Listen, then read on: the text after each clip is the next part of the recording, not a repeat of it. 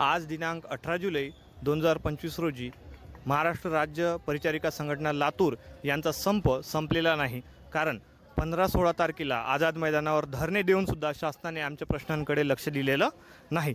तसेच 17 तारखेला काम बंद आंदोलन करून सुद्धा शासनानं प्रशासनानं आमच्या मागण्यांकडे लक्ष तर नाहीत, साधी बैठकही बोलावलेली नाही। यामुळे आम्ही खूप नाराज आहोत। त्यामुळे येणाऱ्या भविष्यात रुग्णसेवा येणाऱ्या काळात विस्कळीत झाली त्यास शासन प्रशासनाने आम्हाला जबाबदार धरू नये।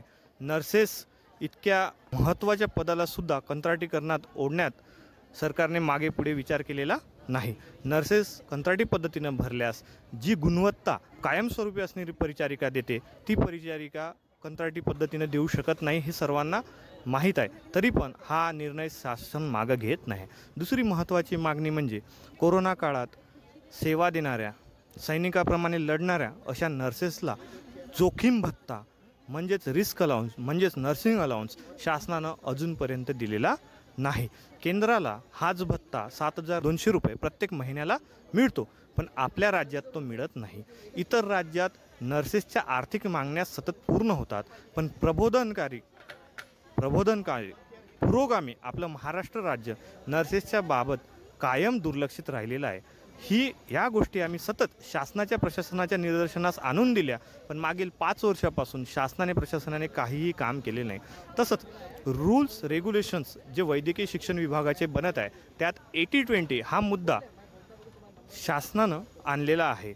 स्त्री पुरुष समानतेच्या मुद्द्याची आम्हाला अत्यंत गरज आहे। लिंगभेद आपल्या संविधानात नाही, आपल्या न्यायव्यवस्थेत नाही, तर तो नर्सिंग व्यवसायात पण नसावा अशी आमची मागणी आहे। तसेच त्याच्यानंतर इतर भत्ते आहे आणि वेतन त्रुटीचा जो अहवाल आहे तो लवकरात लवकर नर्सेसचा स्वीकारण्यात यावा व आम्हाला योग्य न्याय देण्यात यावा व आम्हाला लवकर आमच्या रुग्णसेवेवर जाऊ द्यावे। आज जरी आम्ही संप करत असलो तरी आमचे संपामध्ये असणारे कार्यकर्ते रक्तदान करत आहे, गरीब रुग्णांना सेवा देत आहे, गरीब रुग्णांकडे जाऊन त्यांची विचारपूस करत आहे, त्यांच्या अडचणी जाणून घेत आहे आणि त्यांना मदत करत आहे। आम्ही संपात असूनसुद्धा आमचं कर्तव्य रुग्णाप्रती असलेली सेपुलकी जिव्हाळा विसरलेलो नाही, आमचे कर्तव्य आम्ही विसरलेलो नाही। परंतु आमची नम्र विनंती आहे शासनाला की आमच्या जिव्हाळ्याच्या अशा मुद्द्याकडे शासनानं प्रशासनानं जाणीवपूर्वक लक्ष द्यावं। आमच्या पदाचं नाम नर्सिंग स्टाफ असं आहे।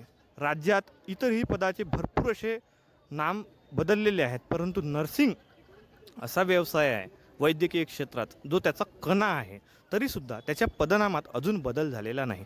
त्याच्यामुळे नर्सेसला हीनत्वाची भावना आलेली असून शासनाने ही नर्सेसला आलेली मरगळ झटकून नर्सेसच्या मागण्या पूर्ण करून नर्सेसला न्याय द्यावा व आम्हाला आमच्या परत रुग्णसेवेवर जाण्याची संधी द्यावी अशी नम्र विनंती मी शासनाला, प्रशासनाला तसेच सर्व वरिष्ठांना करतो। हम सब काय पाहिजे, काय पाहिजे, कधी पाहिजे, काय पाहिजे, कधी पाहिजे।